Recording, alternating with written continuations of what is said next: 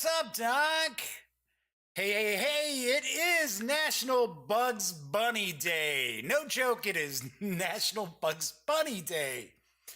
I don't know if that means we're supposed to be celebrating Bugs Bunny, yay! Or if we should be like Elmer Fudd and be singing, kill the wild bird, kill the wild bird. I don't know.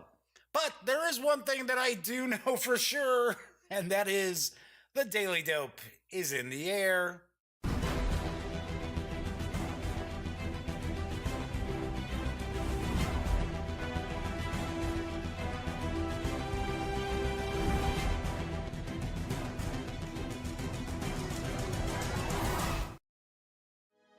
Howdy, gang. Yes, it is a brand new week, and I am back. I'm Jeff McAleer. I'm your host here at the Daily Dope, and I also happen to be the Grand Poobah of the GamingGang.com. So, welcome aboard. Today is the last day of April. Finally starting to warm up a little bit more here in the Chicago area. Thank goodness. So we are looking at, I believe later on this week, we might actually crack 80. So that's pretty sweet. So I'm glad because I don't have to continually wear the sweatshirts and things like that down here in the Duct Tape Studios. Although it is still kind of cool down here. A little cooler. But then again, obviously I am downstairs in a basement. So what can I tell you, right? So yes, today is National Bugs Bunny Day. I don't know. I don't make this stuff up, folks. It's just every day seems to be some sort of crazy national, world, whatever day on some oddball thing. But it's funny because I happen to be a fan of old animation, and we're talking anywhere from like Max Fletcher to Flesher, I should say, to like old Warner Brothers, or of course old Disney, animation, things like that. There's a lot of animation that we will never see again simply because it's so politically incorrect these days. But I have to say, I always kind of dug Bugs Bunny. Always liked Bugs Bunny. Never found Mickey Mouse very appealing. Mickey Mouse was always too kind of wishy-washy. Now granted, if you go back to like Steamboat Willie and things like that, yeah, Mickey's kind of mischievous, kind of a little bit of badassery to him. But once the 40s rolled around, it was sort of like, yeah, Mickey Mouse kind of represented like your parents. But on the flip side, I was never a big fan of Daffy Duck. To me, Daffy Duck was always kind of a pain in the ass. Whereas I always liked Donald Duck. Donald Duck was just something about him that it's always, Donald's always being taken down a peg somehow along the way. And it's kind of funny that Donald actually became so much more popular than Mickey Mouse in the 40s and 50s, really, and into the 60s. So anyway, enough of my pontificating about animation. So, if you have not joined me before, welcome aboard. This is a very, very casual show. Kick back, relax. This is a live stream, although a vast majority of people watch the rendered video on YouTube. But there is chat available, so if you are hanging out, you're watching this live, chat is available on YouTube. It's just not on screen. And that's basically to keep some of the knuckleheads away from some oddball comments that they toss out from time to time. It's okay if I get to see it and just shake my head. Don't need everybody else seeing it. Anyway, got a pretty big show today. Got a little bit of news. Not a whole lot of news today. Kind of slow news day.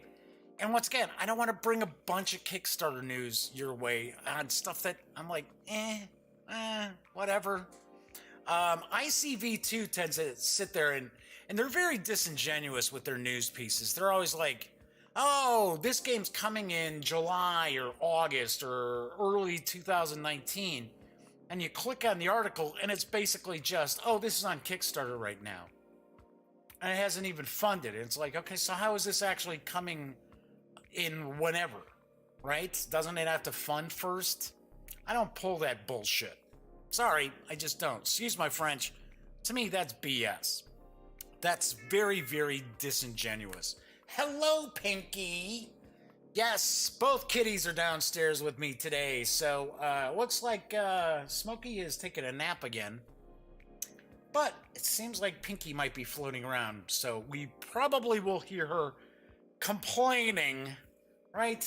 Right, Pinko? With her meow. So hopefully not too much. I know on the Thursday show, boy, she just would not be quiet. Anywho, I am going to review of Dreams and Shadows in just a bit from the fine folks over at GreenBrier Games. But first, let's get into the news. I only have 3 news pieces, but fairly interesting stuff. I should start off with Gray Fox Games and their new imprint. I know they were up in the air as far as what they were going to do with a new imprint, which is sort of like for family games. The Gray Fox wanted to do just a special imprint for family games. And it is, believe it or not, Social Sloth Games. And they have revealed their first title, and I've got the dope. Gray Fox Games has announced the launch of a new imprint, Social Sloth Games, a company that will release games that are more geared to a casual crowd. When Gray Fox Games first launched in 2014, the idea was simply to put out titles we wanted to play, said Shane Meyerskoff, president of Gray Fox Games. Now with our company growing, we wanted to ensure we continue to focus on our core fans while reaching out and expanding our audience. Social Sloth Games' logo, slow down, have fun, serves as an invitation for gamers of all experience levels to relax and enjoy quality games together with friends and family. The first title Social Sloth Games will release will be Creatures and Cupcakes, a press your luck game designed by Daryl Andrews. In Creatures and Cupcakes, players take on the roles of monster trainers. That's not all that unique, eh, Pokemon? Using sweet treats with the perfect blend of sugar, spice, and everything nice for each species. There must be girls, obviously, feeding these monsters. They will try to defend and tame these wild beasts. Feed them too many cupcakes at once, though, and they won't get the sugar rush they crave. What? If you feed them too many cupcakes, wouldn't they get a sugar rush? Okay. But a terrible tummy ache instead. The first player to tame 2 creatures to show off for the Cupcake King and Queen will be the winner. Creatures and Cupcakes will launch on Kickstarter next month. Aha! All right, Pinky, enough of that nonsense over there. Relax. I don't know what's gotten into her. So I have to laugh at the artwork. Now, granted, right now there's only the box cover to Creatures and Cupcakes. But if you look just above I believe it's a girl, it's a long-haired hippie, feeding a cupcake to the little dragon. It's kind of funny if you look right above it. It looks almost like that's a unicorn, and that unicorn looks like it's ready to like bust out a little smackdown there, right? It's like, I'm gonna give you some of this. Thought that was kind of funny because it's not. I don't think it's battling these little creatures. I don't think the creatures are fighting each other. Aren't you just trying to train them? Don't know. All right, so there is a new skirmish level miniatures game that looked kind of cool, and it's coming from UK miniatures company Sally Forth. And they are now taking pre-orders for a new system which is designed by Rick Priestley. And I'm sure I don't have to actually say anything about who Rick Priestley is if you play miniatures games. Anyway, I do have the dope on the Red Book of the Elf King. The Elf King suffered a sickness of the soul. A twilight of melancholy fell upon this king, and he passed into the outworlds, never to be seen again. The power of his circle was diminished by his passing, leaving his offspring in a perilous state. War came to these islands in the form of the Fey Revanche.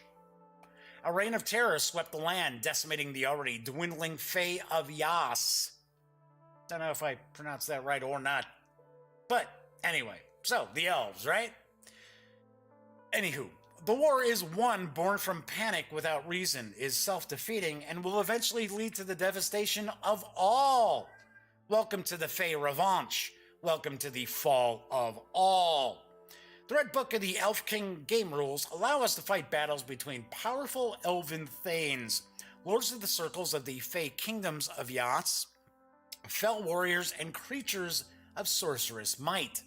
Each player controls a warband known as a circle. A circle consists, Jeff, of a thane of the Fey kingdoms and the thane's warband of valiant elven companions. The game is played between two opposing circles, but can potentially be played between multiple circles as well. The game is played in turns, and both sides participate in each turn. Isn't that usually how it works? Games last for 7 turns or until one side achieves the objective of the scenario played, or else until one of the opposing thanes is slain. Currently, you can pre-order the Red Book of the Elf King for $33 plus shipping, and there are a variety of miniature options available as well. I do believe for the $33 you will receive an exclusive 28mm miniature also. Seems pretty interesting. I like skirmish level miniatures games. Frostgrave is pretty cool. I should review Frostgrave one of these days for Osprey, since I actually finally got a chance to take a peek at it and actually play it a little bit. It's pretty cool. I like it. So I like skirmish level games because there isn't that huge outlay of cash to get started in a system. A lot of times you only need maybe 10 figures, 15 figures on a side for a skirmish level game. So pretty cool. Looks kind of interesting. And as I mentioned, it is designed by Rick Priestley, so of Warhammer 40k fame and plenty of other miniatures games. All right, and my final news piece is from our friends over at Modiphius Entertainment, because the newest supplement for Mutant Year Zero is available for pre-order, and I've got the dope on Megatron. 10/07/2153, 0617. All human personnel is to be evacuated immediately from production faculty Megatron 7 on direct orders from the Neutron Central Command. Control over Megatron 7 is to be temporarily transferred to AI construct Nodos. Guess it's always wide awake, right? To secure continued production. In a huge facility hidden underneath the ocean, an army of robots continues to carry out the final orders of humanity. Waiting for the humans to return, they work tirelessly in decaying factories. But now, decades after the humans left, something has changed. Some robots have started to express their own free will. Will these self-aware robots save the collective or lead it to its final downfall? This is the second major expansion to Mutant Year Zero, the award-winning post-apocalyptic pen and paper role-playing game by Free League Publishing, which is actually released through Modiphius Entertainment.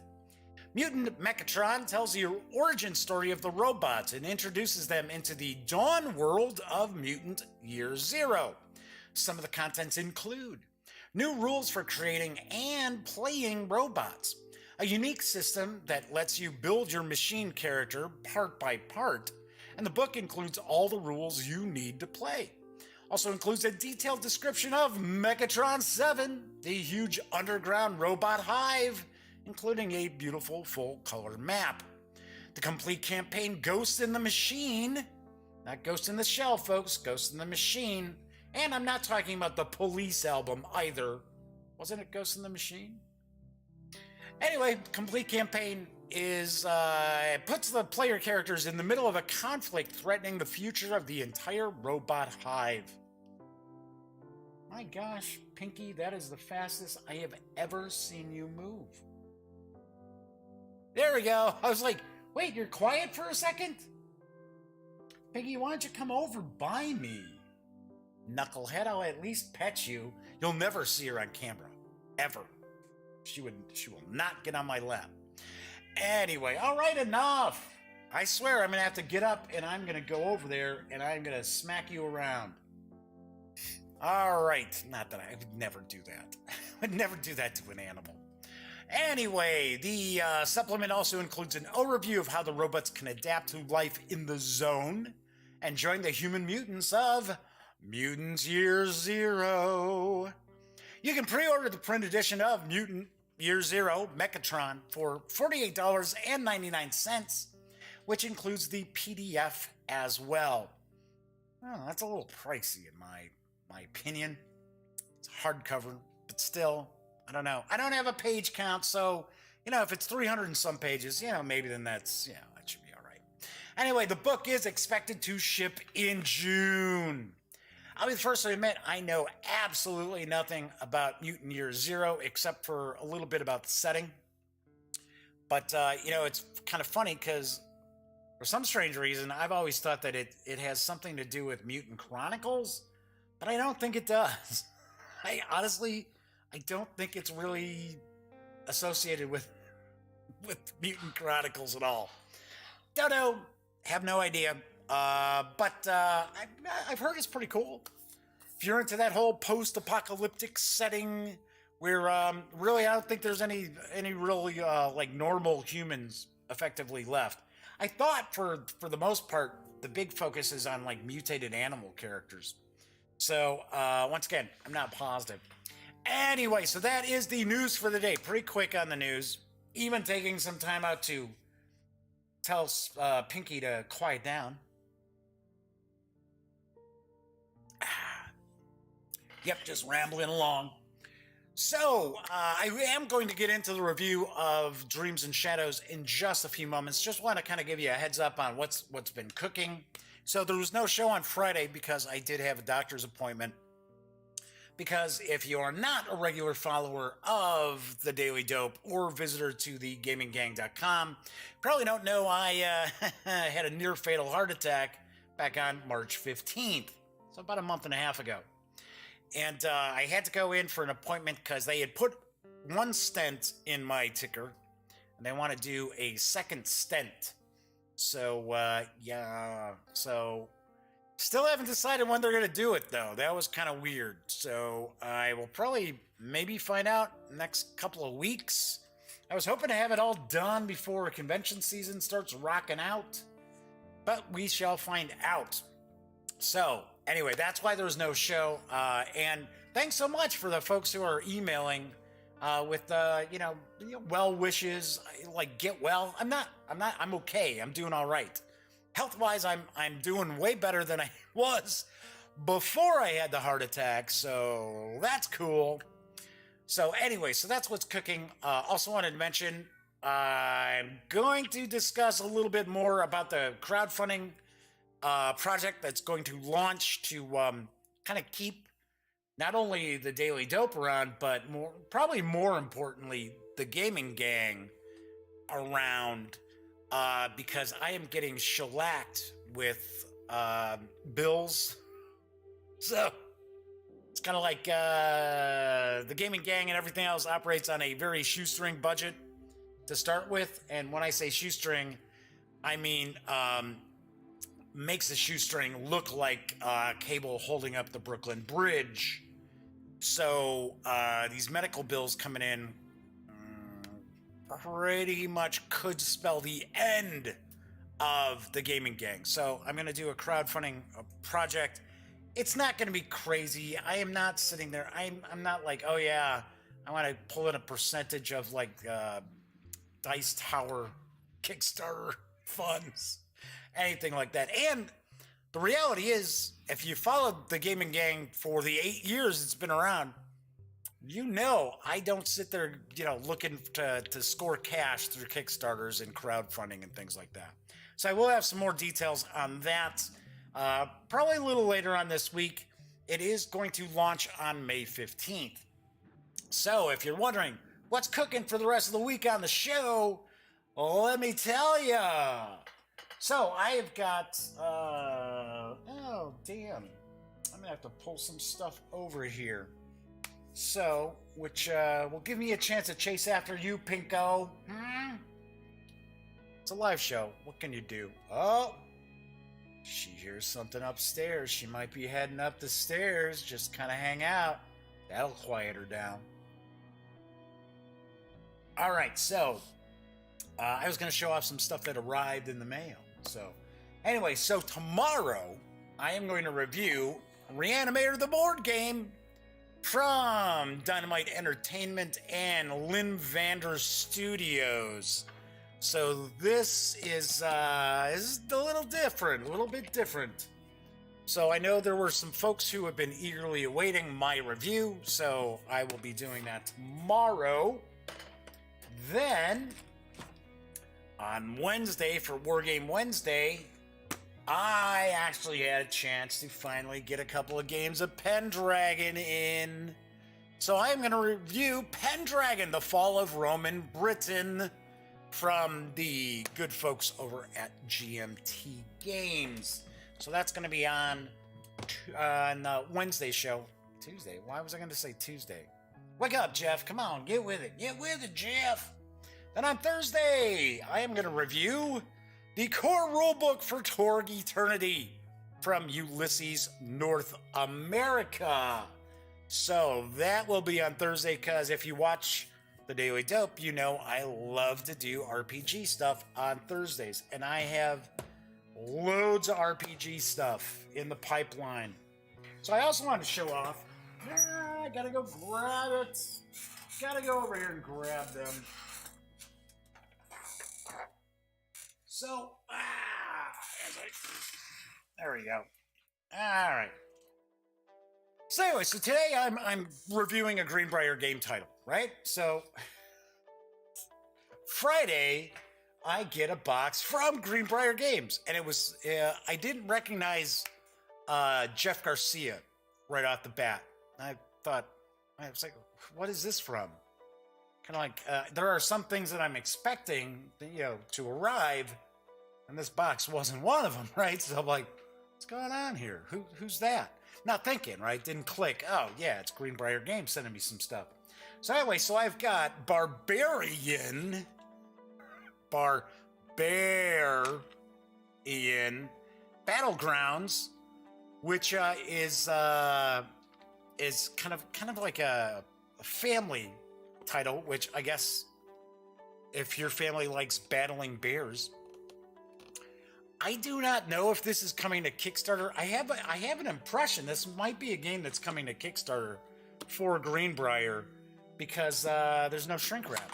There's no shrink wrap on it. So I'm thinking, okay, this is probably a preview of something that's going to hit Kickstarter. And then I've got a copy of Helios Expanse. Yes, that's right, Helios Expanse, which I don't believe is in stores yet, but I think it's coming soon.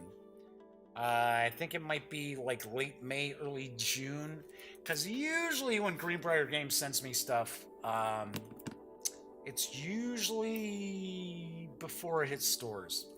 So I received that. So what I might do on Friday, because really the rest of all week long is all reviews, and it can be kind of exhausting doing all the reviews like in one week. I did, I think, 8 straight days of reviews. What, about a month ago?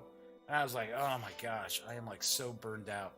So what I might do is I might take a first look at Barbarian Battlegrounds on Friday. Plus, I did not get an opportunity to play the Monopoly Gamer Mario Kart over the weekend. But I did get to go see the Avengers Infinity War. So I went and saw that on Friday. Really dug it. Liked it. It's not my all-time favorite Marvel movie. Thought it was really, really good. There were some plot holes that I'm not going to say anything. I don't want to spoil anything. But it was kind of funny. My nephew Cameron actually came over and spent the night on Friday. And he was helping us do some mulching and stuff on Saturday. And I mentioned a few of these kind of plot holes or things that didn't make like sense continuity wise, and he started laughing. He's like, yeah, you're right. I didn't even think about that. So, but I did really like it. I would say I would give it a 9 out of 10. I thought it was that good.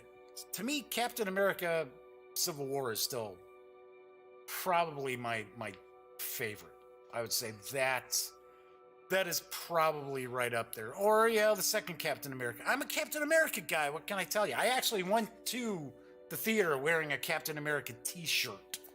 So, it was actually, it wasn't just like Cap's shield or anything. It was a t-shirt of an issue of Captain America and the Falcon where they're taking on the Red Skull.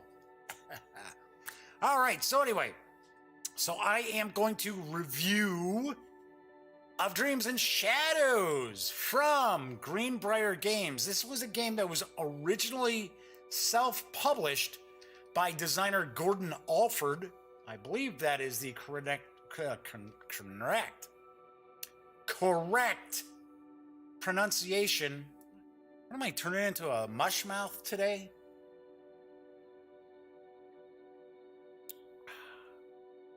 Yes, I'm not one of these people who sits there and, the rain in Spain falls mainly on... No, I don't like prep to get started with the show. It's just sort of like, yeah, okay, I'm good to go.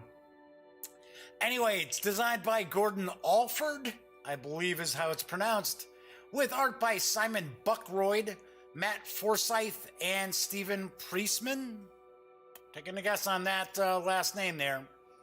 Games for 2 to 6 players, ages 14 and up, plays in about 2 to 3 hours, and it does carry an MSRP of $59.95. So let's move on over to the other camera. Got some stuff set up here. So a couple of things I'm going to point out is my camera's kind of way up there. As you can see how small my hand and arm are, as opposed to how they usually are in these shots. You can see that, yes, the camera's kind of high up. So some of the stuff I'm going to actually have to kind of lift up there to show off. So, Of Dreams and Shadows originally came out in 2016. As I mentioned, it was self-published. And I believe GreenBrier Games released this a few months back. I think because I haven't really heard all that much about this game. So it's possible it's not even in stores. I don't know. I know you can order it from GreenBrier Games website for $59.95. All right, so let's get that box top out of the way. So one thing I want to point out is there's a lot of stuff to this game. Now, granted, there's not as much as Folklore of the Affliction, where you had like tons and tons of decks and things like that. But there is still quite a bit going on with this game. So I'm going to kind of move a few things around a little bit, because as usual, space is at a premium. And I know I'm kind of cutting something off up top. Whoops. That over there. And it's the Affliction cards are pretty much getting cut off, because my mug is here, right? Okay, so effectively, Dreams and Shadows is a dark fantasy game. So it's kind of a GM-less RPG, and it owes a lot to a create your own adventure games from the past, create your own adventure books. And when I say create your own adventure, I don't necessarily just mean that one brand of adventure books. So when I say a create your own adventure, I'm talking stuff like Lone Wolf and so on and so forth, right? As opposed to just the brand name create your own adventure. Because honestly, the create your own adventure books, when I encountered them back in the 80s, they were like, in my opinion, just my opinion, I thought they were the lamest of the whole, like adventure books. I don't know. That was just me. I haven't seen them in a million years, so I can't tell you. So anyway, as I was saying, Of Dreams and Shadows is a dark fantasy game. They say it's for ages 14 and up. Now, I didn't encounter anything that was like super, frightening or offensive or iffy. So I would maybe say you could take this down to maybe 12, ages 12 and up. Of course, you know your kids better than I do, so you're going to know how well they can actually deal with. It's not necessarily the subject matter of the adventures, the quests. It's more along the lines of how well they can handle the mechanics of the game. Because the reality is, this is not a difficult game to play. So, first of all, I'm going to show off the rulebook a little bit.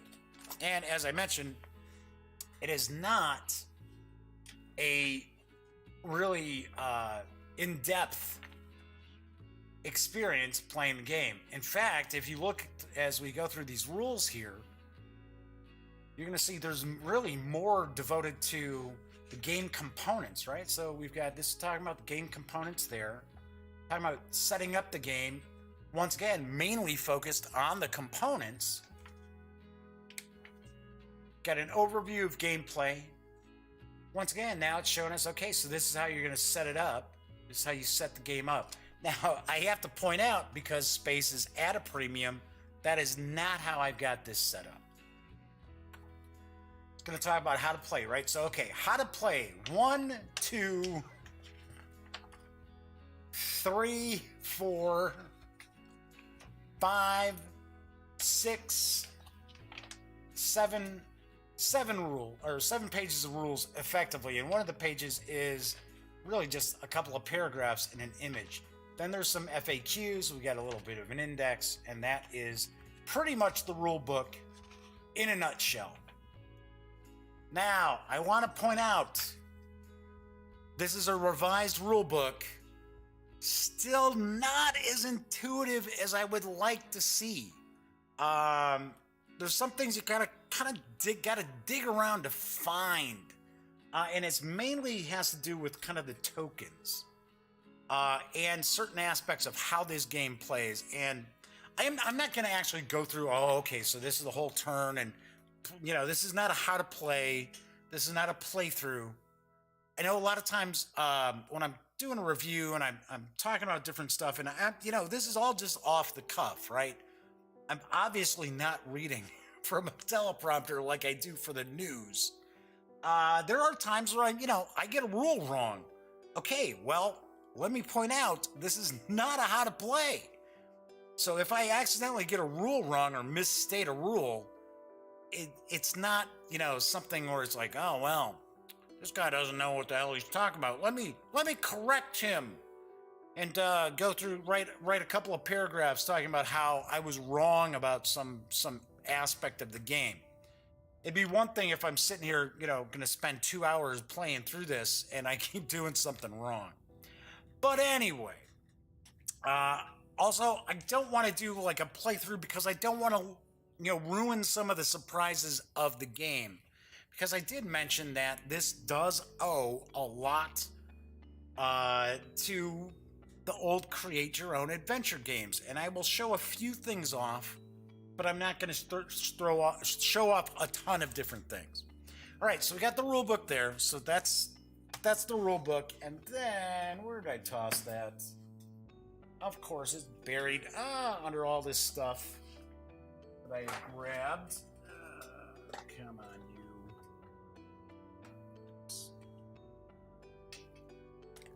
We've got the World Book, or I should say Game World Book, which is only a few pages, but it's giving you kind of a background of this fantasy world. So there are 3 major villains that you can tackle in the game. And I'm going to show you, so here we've got, there we go, showing you the 3 villains. So the 3 villains each have different minions as well that you're going to utilize. So I've got this set up for Aran or Arwen. He is kind of like the king of the dead, the undead, and if you take a look, we're going to see that in the upper left, I should say, upper left corner is going to tell you who it is. Then the upper right corner, it's going to show defense, attack, and health. Now you don't, the game is played in acts. There are 2 acts, and each act has 5 turns. And I will explain what you can do in your turn. But you'll see it says it shows question marks. So what that basically is telling you that you're not going to actually be able to fight the big baddie in the first act. And then it's going to tell you, all right, so how are you going to set things up? What do you do to begin the first act, and what takes place during the first act? So to set up your quest, your adventure to defeat this bad guy, you're actually going to take the number of players, or number of characters, I should say, divide it in half, and you're going to put quest tokens randomly. So this is a quest token here, that's a quest token here. And then you're also going to take 2 shadow tokens, which these are shadow tokens right here. And they're being placed on the game board here. So what we're going to do, before I start diving into all this stuff, let's kind of take a tour of what I've got set up here.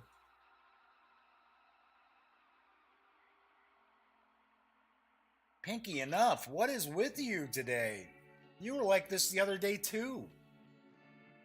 Huh? I don't know. All right, so first off, we've got all of these tokens. Hold, you know what? 1 second. I am gonna go. Come on. Come on.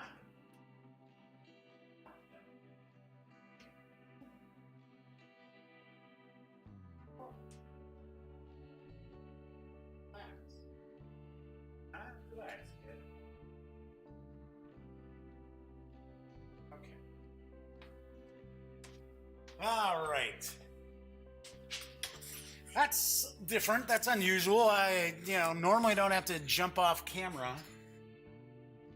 She's a pretty good cat. She's an old cat. She's a very fussy cat. Very scared of a lot of things. But it just seems like, she's like, oh, come touch me. Now I think she might just kind of relax and be quiet. But yeah, I'm sure those of you watching can hear the wow, wow, wow in the background, and that's just really irritating. All right, so we're gonna go kind of take a look around at the game itself. So here we've got the game board, and the first thing we're gonna notice is this is how we mark the turns. So this is kind of your turn track right here. So we've got 1, 2, 3, 4, 5. So once we go through all 5 turns, then the act is over. So as I mentioned, there are 2 acts. So there's the first act, and then there's the second act, and each of those acts are comprised of 5 turns.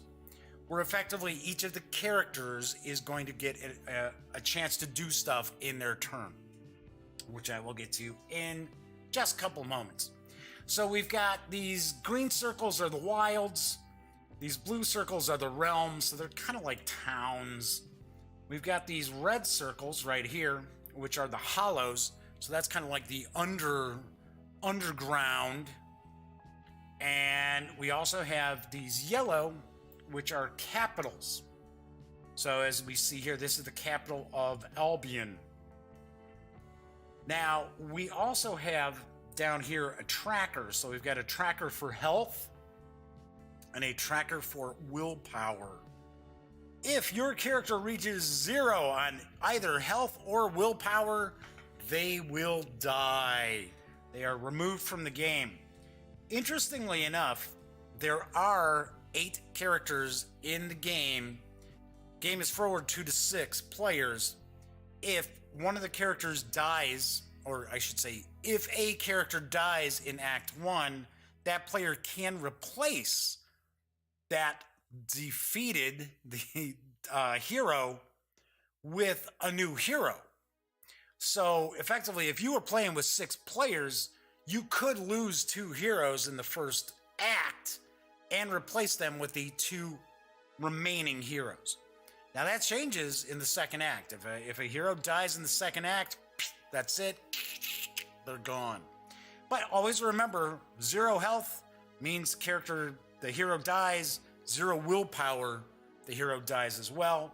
And each of the heroes will have a couple of tokens that you are going to put on the board here on this tracker down below.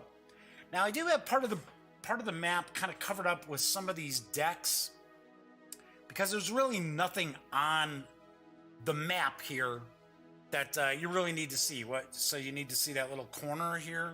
No, it's no big deal. So because, as I mentioned before, space is at a premium, I'm trying to get as much in here as I possibly can. So I dig the artwork of this game a lot. One thing that's a little strange, though, is... So we've got the artwork, for an example.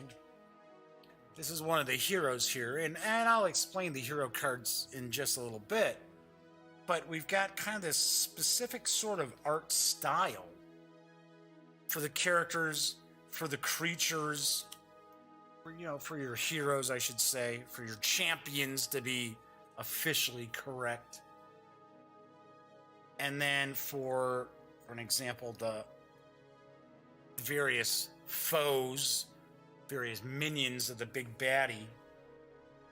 There's kind of this specific sort of art style. And then that kind of goes out the window a little bit with the map art. Strangely enough. Yeah, I was sort of like, okay. Alrighty. So anyway.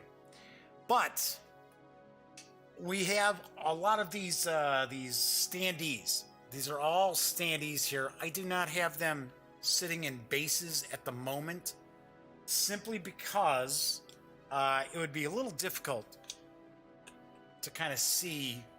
Okay, so what's that? What's going on there? What's up with those standees? So I don't have them in the stands.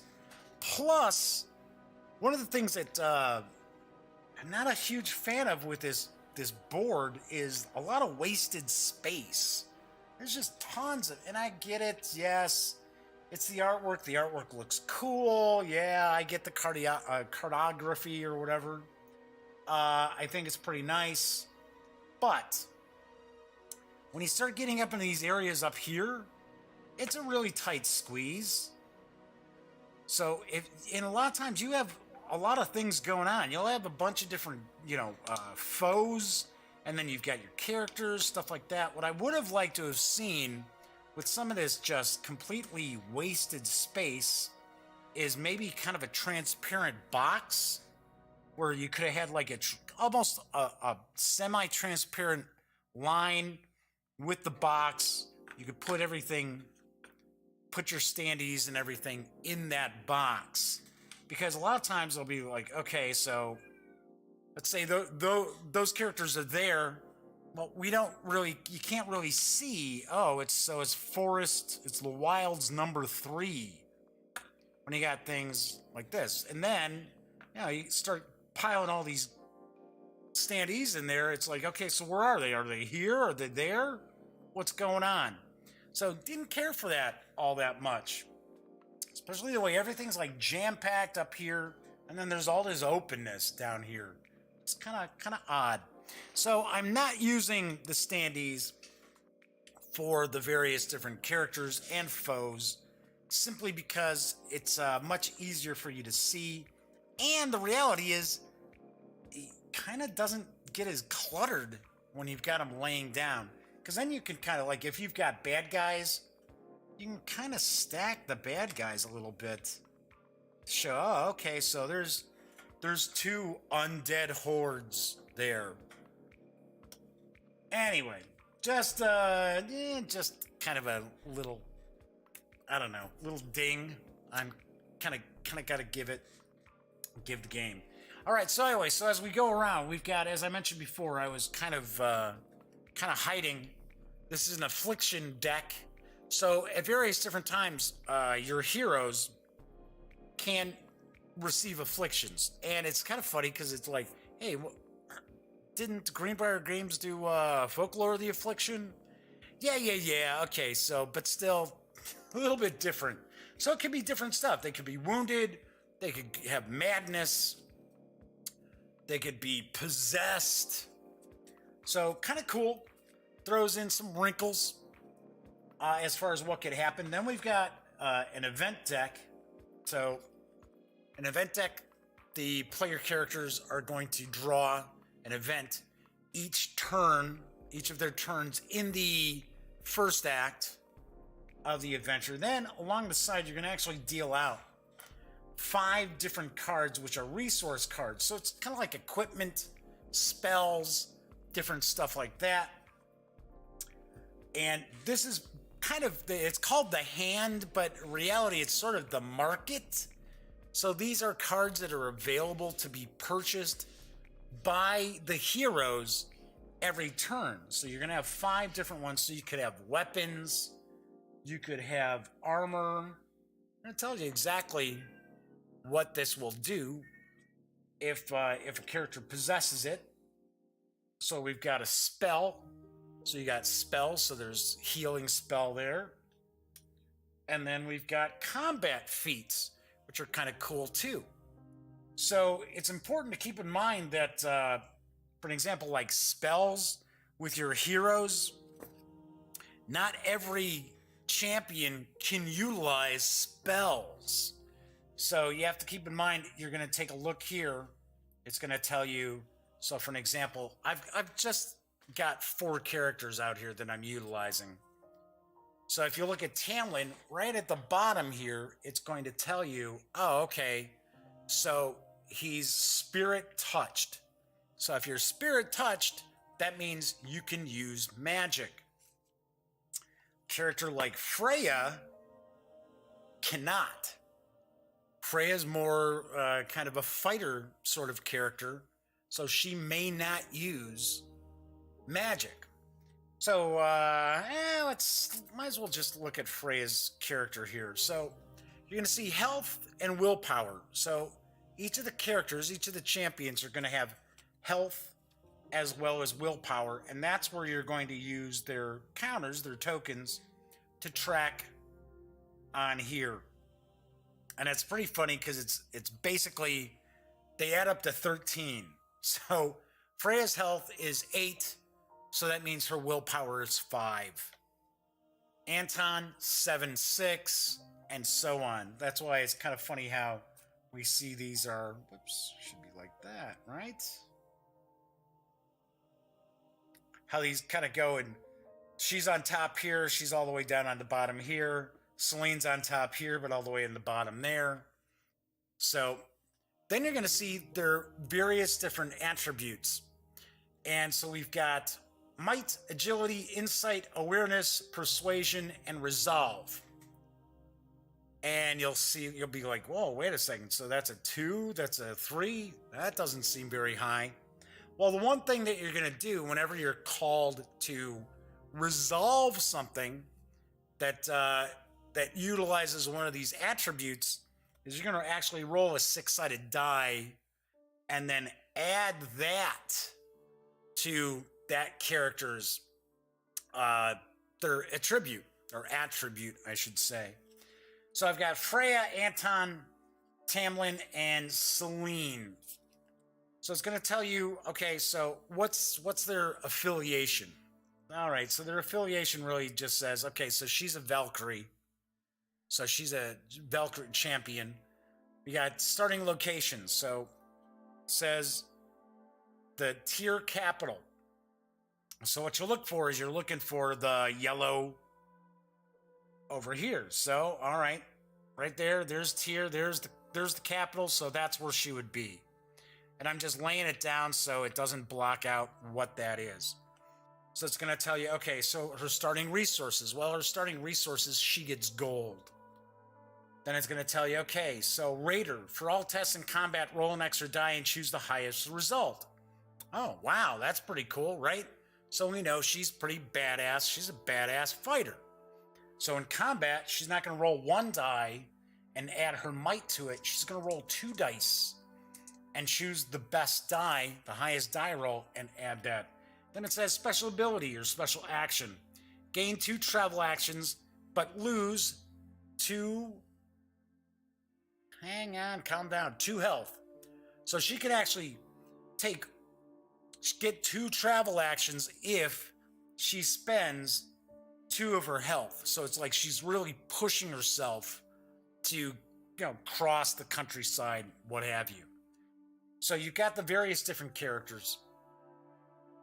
And, some of them get gold, some of them get a spell, some of them might get an item out of the hand. Now, one thing I want to point out with the hand here, this marketplace with the different resource cards, you might draw a quest item from the deck because there's quest cards.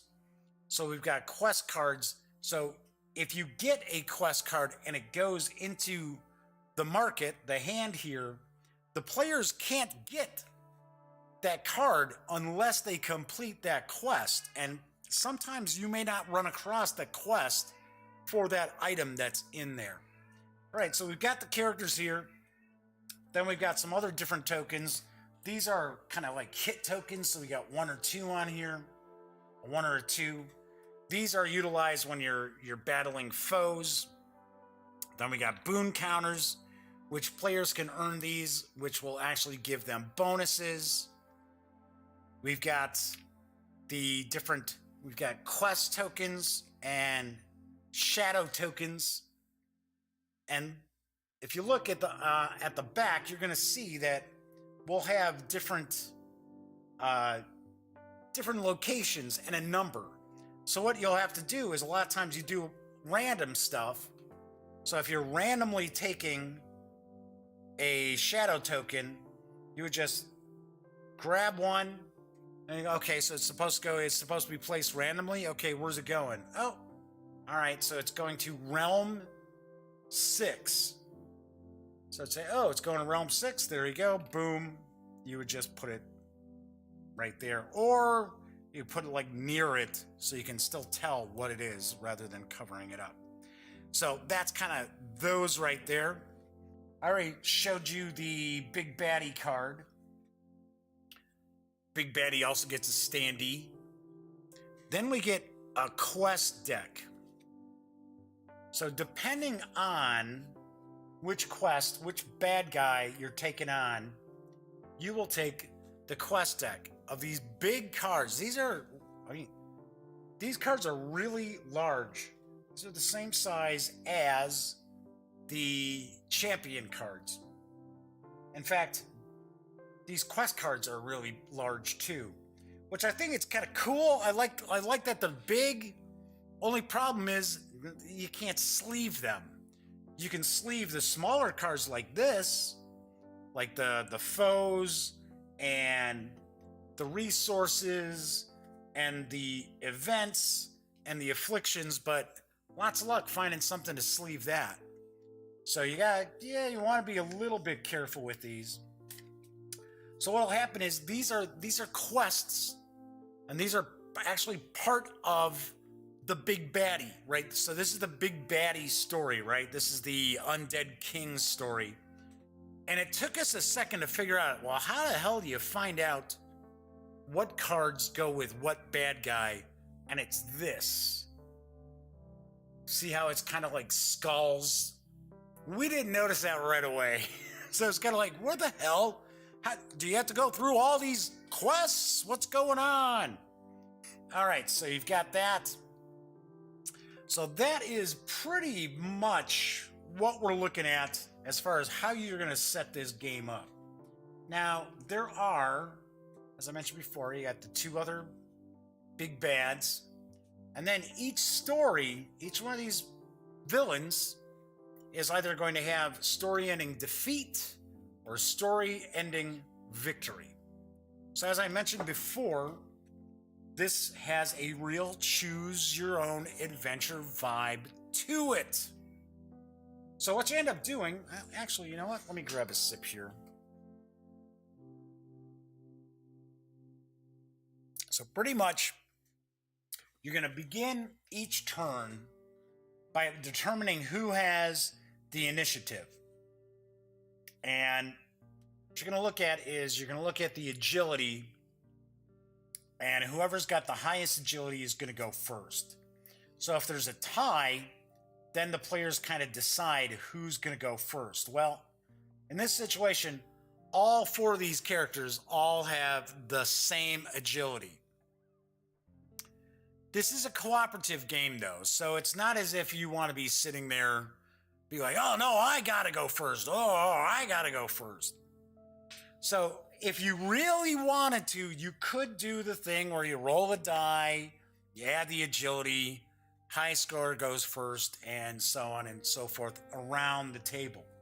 Now, if for some strange reason you actually had a variety of agility scores, when you first decide on who's going to have what character, you might decide to kind of sit around the table in the order that you're going to go. Not going to happen too often, but like I said, here they all three have the same agility score. So effectively what you're going to look at is that you're basically going to decide every turn who's going first, who's going second, who's going third, who's going last. You get to decide amongst yourselves. Or, like I said, you can roll your die to see what's going on.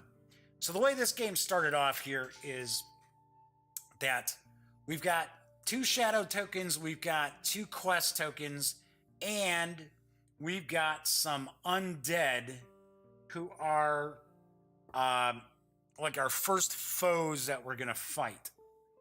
So we've got, where did that go? There we go.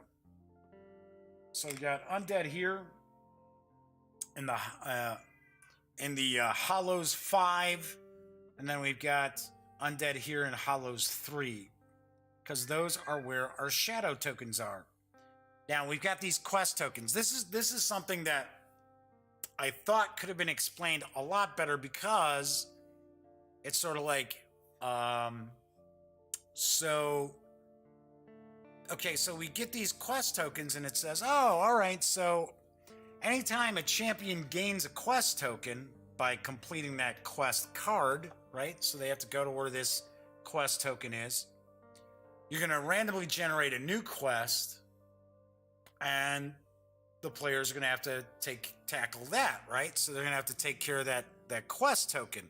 And whoever completes that quest gets that quest token. You're like, okay, so that's cool. What are the quest tokens good for? Don't know. You don't find out until usually in the second act. So there's times you can't do anything if you have not collected quest tokens.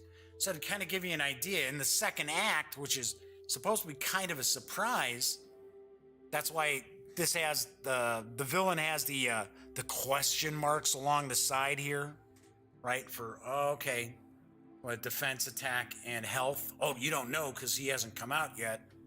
It's like, well, it doesn't necessarily need to be a secret, but you don't find out until you move to the second act that no character, no hero, no champion, I should say, can attack this undead king unless they have a quest token, that they've earned a quest token, and then you take damage automatically by fighting this undead king. Plus, he's going to have like other foes around him. You have to spend these quest tokens. So in this example here, for this bad guy, you really want to get these quest tokens. You want to try to get as many of these quest tokens as a team as you can in your 5 turns. But there's other stuff that's going on. There's a lot of stuff that's happening in this particular adventure. So for an example, we've got these undead, right? So we've got these undead here. So we've got undead corpse. So it's going to tell us what is this undead corpse here. So it's going to tell us it's got a defense of 5, an attack of 7, and 3 health. Then it's going to tell us, okay, so what kind of special ability does this thing have? Well, its special ability is, after 1 turn on the map, if it's not defeated, it becomes an undead horde, which becomes much tougher to defeat.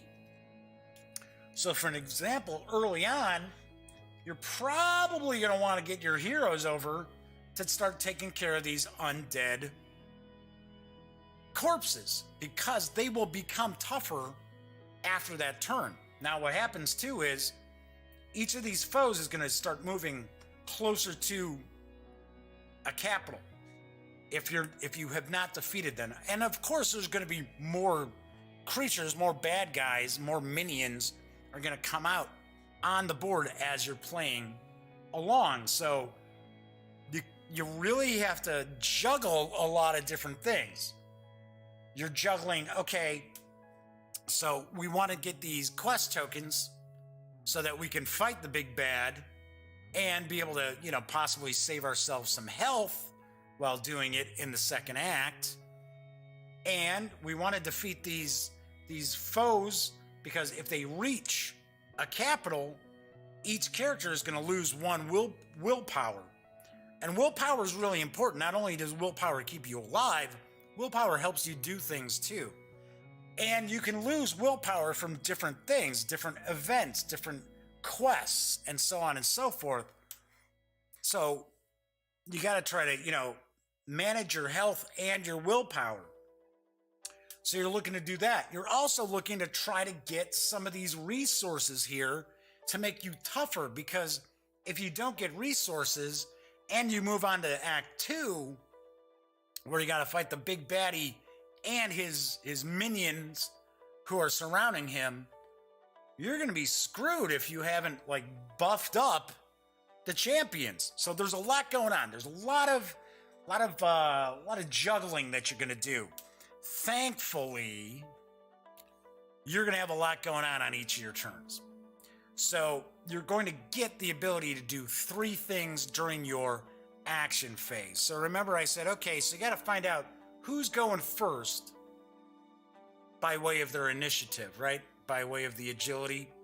So once you found out who's going first, then you can start doing your action phase. So you can travel to a connected location.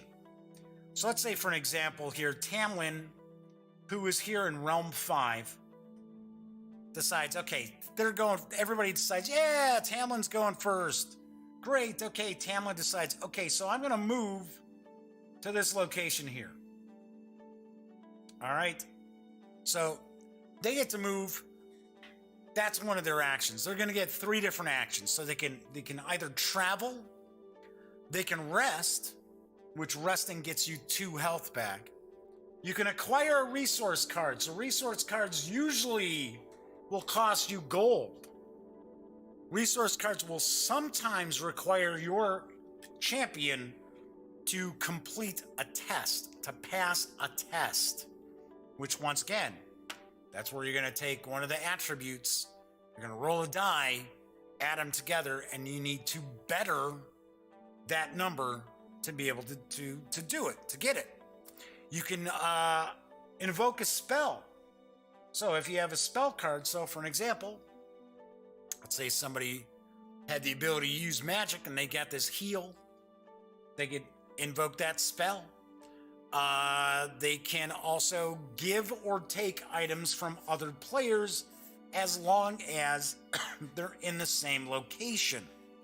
So if you needed to, if somebody's gathered up some cool stuff and the other players don't have anything, they could meet up and one player can give the other player or take items away from that player. And they can actually trade out resources, so they got the equipment. They can even trade out these boon tokens too. So that I thought was kind of cool as well. So you can do that. You can take your special action.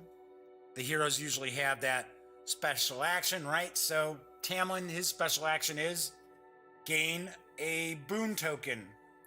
Celine's special action is look at the top 2 cards of the event deck, place 1 card back to the top of the deck and the other card to the bottom of the deck. So she's got like this ability to see, like she's, she can see the future. Whoops, already did Tamlin. Freya's special action is, I already mentioned it before, she spends 2 health, she gets the 2 travel actions, and Anton says, well, on a hollow space, which are these red ones, test against his awareness, and a score of 7 acquires one of these resources from the hand. So he's got a pretty good ability, able to get stuff, but he has to be in a location like that. So that would be the special action. The other thing that they can do is they can purge shadows. So if they're like in a location like this, he could remove this shadow as one of his actions. So there's quite a few different things you can do in your turn. So this isn't, so this isn't a game like, say, Darkest Night from Victory Point Games, which I really enjoy, but there is a little bit of frustration sometimes with players because every turn they get 1 action. So they could move to another location. Well, that's all they get to do that turn, is move to a location. So I know some folks are kind of taken back by that. They expect to be able to do a few different things in their turn. Well, thankfully, in Of Dreams and Shadows, you can. You can do various different stuff. One thing I do want to point out is I was very surprised. Right there, that's going to tell us what you get to do in the first act, and then in the second act, there's fewer options, or fewer phases, I guess I'll say. You would have thought that there would actually be some sort of player aids with this information, be it on a big card or slips of paper or something. There aren't, which I was very, very surprised. So you actually have to continually refer to the rule book until you get your feet wet in the game to find out, okay, so what exactly do I do each turn? What can I do? What are my options? I was kind of disappointed that there's no player aid. Pretty weird. All right, so anyway, so once the player has performed their 3 actions, then you move into combat. So if there are foes in an area that any of the champions are in, then combat is going to take place. Now, it is very possible that you could be in a location which has multiple foes and multiple heroes, multiple champions at the same time, or any aspect of that. So you could have multiple foes, 1 champion. You could have multiple champions, 1 foe. So, pretty easy when you take a look at the foes here, the foe card. So as I mentioned before, it's going to show you defense, attack, as well as wounds. Pinky, enough! You've been carrying on all this time. You've been carrying on for about an hour now. Just relax. Oh, I don't know what's gotten into her lately. Like I said, she's a good cat, and she's not complaining like, oh, something's wrong. It's more like she's like, come pet me. Which is funny because for the longest time, she wasn't like all that keen on me. She was kind of like, yeah, whatever, dude. Yeah, you're here. Yeah, whatever. Then one day I fed her some chicken that I had made for dinner. And ever since then, it's like she's my best pal in the world. So pretty weird. All right, so anyway, so you've got, for an example, like this undead corpse. So you're going to be able to attack your foes. So basically what you're going to do is you're going to roll 1 die, you're going to add your might to it, you're going to compare it to the defense, and for every point over that defense, you are going to end up doing a point of damage to the undead corpse, right? So basically, it's got 3 health. Once this would take 3 hits, it would be removed. Now, strangely enough, remember I mentioned these are standees. So you've got these hit tokens right here. They're supposed to go, I guess, on the card for the foe. But the thing is, a lot of times, like for an example, you've got, just start off here, we've got the 2 undead corpses. How are you supposed to track which one is which? By putting it on the card. So, once again, like I said, I kind of like doing the standees laying down. Allows me to just put it right on there as if this was just a big counter. So, once it would take the 3 hits, it would be defeated. Now, of course, if you don't defeat these foes, these villains, these creatures, these minions, they get to attack you. And same kind of thing, right? So they're going to attack, and depending on how much higher they beat your agility, will determine how many points of damage you will take. Now remember, you can have armor, you can have items that are going to stack up to make you tougher to hurt. So basically, that is how this progresses. So on each turn, you're going to be able to do that. Then, of course, if you are in a location that has a quest, you may perform the quest. And this is where we start getting into the whole create your own adventure vibe to things. So normally what you'll see is you'll have a top portion here, which is, you're going to read that. Or if you're playing, with multiple players, whoever, we were doing it, whoever was to the right of the player would read this. Then it's going to tell you, okay, so this is what you're going to test against. Whatever attribute you're going to test against. Sometimes it gives you an option. And it says, okay, so if you succeed, this is what happens. If you fail, this is what happens. Then there's going to be a second part to this as well. So if you succeed in the first part, you still have to succeed in the second part.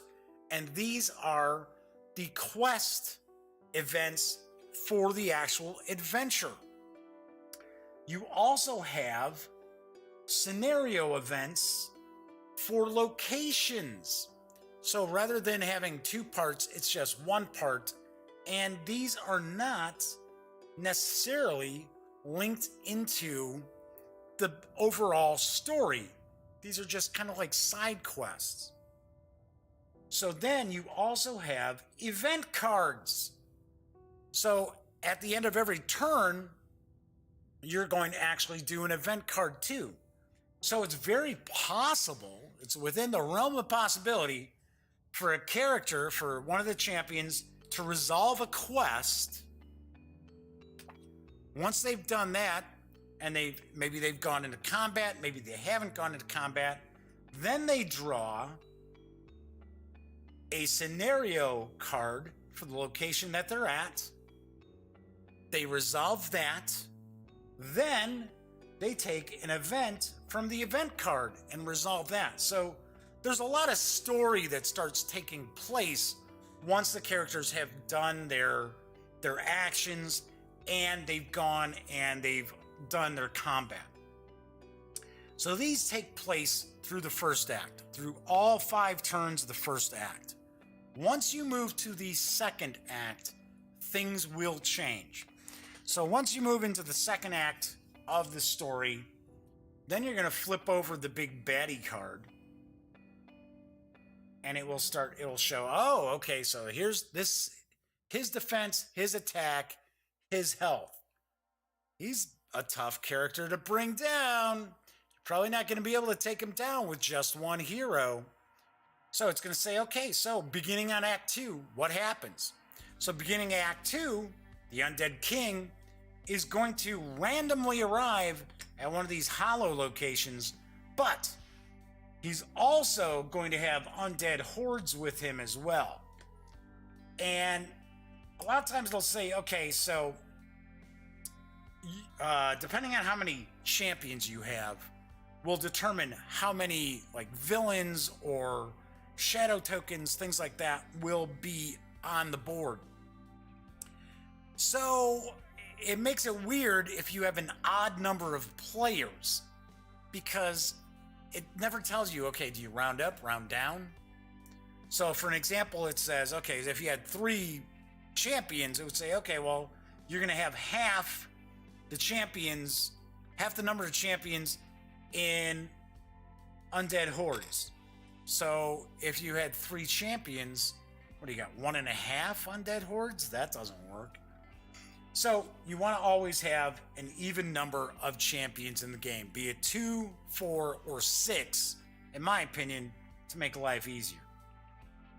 So anyway, so he appears, and with 4 champions, he would also have 2 undead hordes. And there we go. So there are a variety of different foes that you're going to fight with this undead king. So we've got the undead corpse, which we know already turns into the undead horde if we don't take care of it. Plus, it's possible that these guys, an undead horde pops out. We've got wraiths, black magi, fallen knights, vampire maidens. So these are the regular monsters that are kind of at the undead king's beck and call. Then there are also 3. I'm sorry, we also had death cultists. Forgot the death cultists. We also have 3 major villains, major henchmen, I guess we would say, henchmen and women of the undead king as well. So these come out due to the quests. And as I had mentioned before, so actually you'll keep these cards off to the side. You don't keep them in the villain deck, because the I should say foe deck, because it's possible you're going to take a foe at random, depending on some of these scenario and quest cards. So anyway, so that's how the second act for this would begin. All quests and shadow tokens are removed from the board, so you no longer have the opportunity to complete quests, because your main focus now is you need to defeat the undead king. So you will no longer have scenario cards like so. You will no longer have the quest cards, and you will no longer take event cards at the end of each champion's turn. So like I said, the big focus now is on defeating the undead king. So what happens is, in the final 5 turns in Act 2, you're going to still perform your actions. So you're going to be able to do any of the actions again. So you're going to be able to travel. You're able to purchase items from the hand. You're able to use special abilities. You're able to cast spells. So you're able to do all those things still. What you don't do is you don't do the events, because the whole thing now is, now you're buffing up. You're trying to do what you can to buff up to take down the big baddie. And you have to do it within the 5 turns. So you only have the actions and then combat. Plus, you gotta keep in mind, you still have these other foes all around the table. So you're still gonna have problems with the various different monsters that are still out here if you haven't gotten rid of them in the first 5 turns of Act 1. So what will eventually happen is you're either going to defeat the undead king or the other villains. Remember, there's 3 big baddies in the game. You're either going to defeat the major big baddie at the end of but before the end of the 5 turns of the second act, or you are not going to defeat the big baddie. So what happens here is, you also have with the undead king, just like the creatures were, just like his foes were, every turn he's gonna move closer to a capital. And if he reaches a capital, and of course, remember, he's surrounded by these undead hordes if you haven't killed them off. Once he reaches the capital, then game over, he's won. So there's kind of a double whammy here, because if you don't defeat him in the 5 turns, you lose. But if you allow him to make his way to one of the capitals before then, you also lose. And each of the big baddies has a card, another big card, that says, okay, so here's the story ending. So, did we end in a victory? You flip it over, you're going to read it. If it ended in defeat, you flip it over and read it. So I'm not going to spoil anything and flip those over and show them. But kind of cool that you get a bit of text. It's a few paragraphs to tell you, oh, okay, so this is the great victory, or, well, we lost. It's much worse than us just losing. There's a lot of you know what hit the fan. So I thought that was pretty cool too.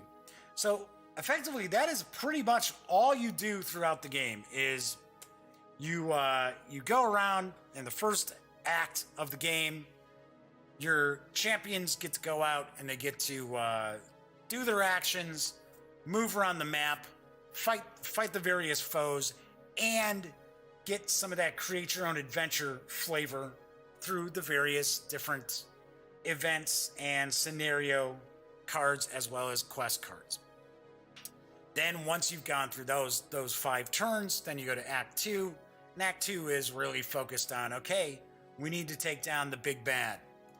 And if we don't have enough gear and stuff like that, then we gotta collect up stuff from the hand to be able to take this guy down. So that pretty much is how you play. Now, there's things that I like about the game. There's things that I'm not overly keen about in the game. So let's talk about a few of those. So first thing is, the game is marketed for 2 to 6 players. All right, before I do that, let me grab another sip, because I've been chatting away forever. Wow. Hour and 22 minutes already. Jeez. I'm going to try to wrap this up in a relatively quick fashion. Yeah, right. I can never do that. Okay, so it's for 2 to 6 players.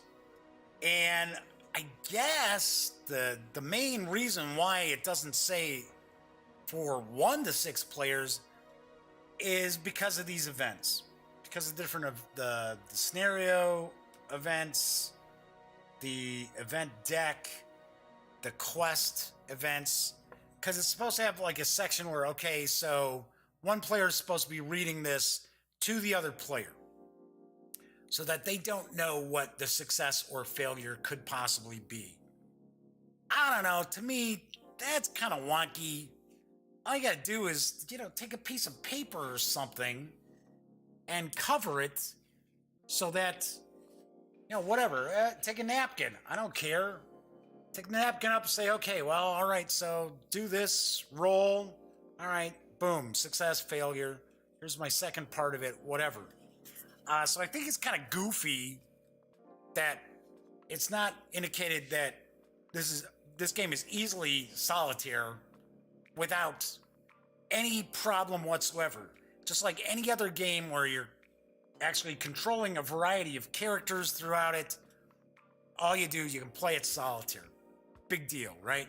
So I thought that was kind of bizarre. It says 2 to 6 players, no mention of solitaire play, when this is effectively very, very easy for solitaire play. In fact, I have to say that I find this a much better game, either solitaire or with 2 players, with each of the players handling so many champions, than I do as 4, 5, or 6 players. The reason behind that is, when you have like 6 players, loads of downtime. There is lots of downtime as you sit there waiting for the other players to perform their actions, do their combat, do their scenario event, the location, do their event card, and people start tuning out. So I cannot imagine playing this game with 6 players. Absolutely not. We played with 4 players, and I like the game. I like the game quite a bit, even though it's got some issues. I enjoyed this. I dug it. The rest of the gang, okay, outside of one, didn't care for it at all. They thought it was kind of boring. They didn't feel that there was a lot going on, which strangely enough, I found there's quite a lot going on. I guess they just didn't feel the vibe. Same people who are big fans of Dawn of the Zeds, which I love Dawn of the Zeds too, were kind of like, yeah, it's kind of boring. I don't know. Yeah. I don't think they like the fact that there's a lot of reading involved either. Maybe that was part of it. But I think this really shines as a solitaire or as a 2, maybe 3-player game if you're utilizing if you're utilizing 6 champions, right? So in a 3-player game, each player is going to get 2 champions. In a 2-player game, each player is going to have 3 champions. And all you simply would do, you're going to kind of fudge the rules however you want to do it. Just alternate turns. Okay, it doesn't matter the initiative. Who cares about the initiative? Just go, okay, you take your one character, you play your turn. Excellent, you're done. Move that character token or, turn the character token like sideways or something. Just to indicate, yeah, we know that character took their turn. And just go back and forth. I think that way is perfect. I think that's fantastic. Another thing I thought was kind of weird too is that you'll get into situations in combat where you have a couple of champions. And I did think it was kind of cool that the foes will only fight a champion that attacked them. So that you're not getting overwhelmed. Your hero doesn't get overwhelmed trying to take on a location that has more than one foe, right? Because they only get one attack. Your champion gets the one attack to try to defeat the foe. To go back and forth, right? So you're gonna sit there and let me rephrase that. You're gonna fight until there's a victor. But the thing is that if you went to a space that had like 3 foes on it with your one hero, it's going to be like, damn, man, I'm walking into a death trap. I'm not even going to bother doing that. No, in this game, you could. So because you're only going to be able to attack the one bad guy and try to defeat them, and the others aren't going to attack you because you didn't attack them. So I like that aspect of it. What I didn't like is that you'll have in combat, you once again have to go by initiative. So if you have a character who's got the higher agility, they're going to go first, even though it might not be the character that should be going first, right? So you should be setting up the other character for a kill, whereas you kind of, you might have a character that doesn't have the good gear and stuff like that, and you're forcing them to go second. The other thing is when you defeat one of the foes, you get a reward for that. And a lot of times it's going to be gold. You're going to get gold pieces for defeating the bad guy, right? There you go. Right down in the lower right corner is going to tell you this is what you get. So you get gold. Of course, you're going to turn that gold into goodies, into resources that you're going to buy. Thing is, the gold only goes to the character who deals the killing blow.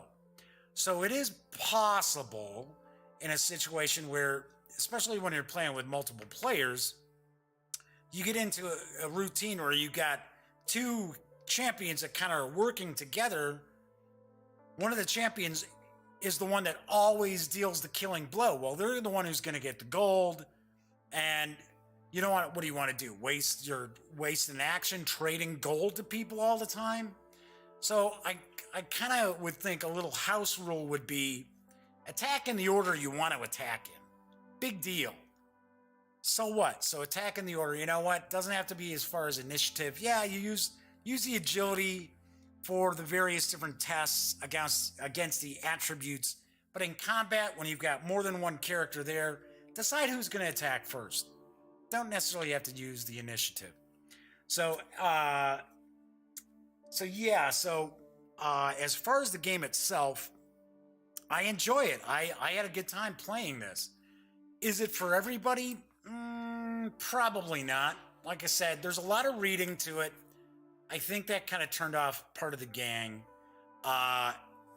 There's a lot of downtime if each player only has one champion. It scales okay. Not really, like I said, you could play it solo with 2 champions. You could play it solo with 4 champions. Probably wouldn't recommend doing solitaire with all 6 champions. I think that would be a little too much juggling that you have to, and a lot of tracking, a lot of kind of note taking, or kind of like, a lot of tracking in your head that you may not want to have to deal with. But that's what I thought was really strange. I thought this is excellent as a solitaire game. I thought it's really good as, a 2-player, maybe even 3-player, with each player controlling multiple champions. But as like 4, 5, or 6-player game, I'm not seeing it, especially like 5 or 6. I think people are going to just tune out. I liked it. I mean, I don't think it's a great game. I think it's kind of a cool game. Problems arise if you've taken on all 3 of the big baddies. You win, your victory, you're always going to have the same victory card. I think the replayability is not as high as it could be. Granted, you're not always going to go through every single quest that's part of that adventure, and you do have the various different scenario locations and the event cards and the afflictions and the equipment. So there's a lot of difference. You're going to have different approaches to the game each time you play just because of the randomness. But once again, once you've played through the main quest cards and you've defeated the villain a couple of times, not going to be a ton of replayability to the game. That's just a small knock. I don't think that's a huge knock because, it's a $60 game. Figure if you played it 8 times and the bloom kind of comes off the rose, you got some pretty good gameplay for your $60. Other than that, I mean, like I said, I like it.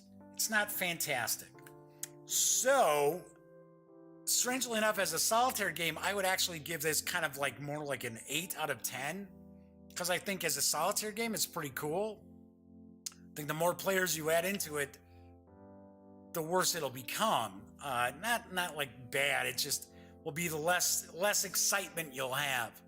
So, all in all, I give Of Dreams and Shadows a 7 out of 10. So, once again, good game, not a great game. There's a few little, things about it that I think could kind of be house ruled. Maybe do a little house rule kind of thing. But overall, I had a good time. I enjoyed it. One of the gang playing it had a good time. Cameron and one of his friends. See, I don't mind saying Cameron. The other kids, I don't like to, say who they are. Especially when they don't like something. Cameron was kind of like, eh. And funny enough, Cameron loves like Dawn of the Zeds. And he really liked Darkest Night. So, which is kind of weird. And then he really digs Folklore of the Affliction. And those are kind of games that have kind of a similar vibe to Of Dreams and Shadows. So I'm not real sure, what was so different about this game that he disliked it so much. Outside of maybe a lot of the reading. Maybe you didn't dig that so much. Anyway, so there you have it. That's what I think of Dreams and Shadows from GreenBrier Games. As I said, I give that a 7 out of 10. So worth a purchase. Like I said, I think it's more entertaining as a 1 or 2 player game out of anything else. All right, so as I mentioned, tomorrow I am going to be reviewing Reanimator, the board game from Dynamite Entertainment and Lynn Vander Studios. So, when you are not watching The Daily Dope, be sure to go visit thegaminggang.com for all the latest in gaming news, reviews, comics, movies, TV. You know the drill. Get your geek on at thegaminggang.com. I will be back tomorrow, so until then, enjoy the rest of your Monday. It is National Bugs Bunny Day. And I will be back tomorrow, so until then, thanks for watching.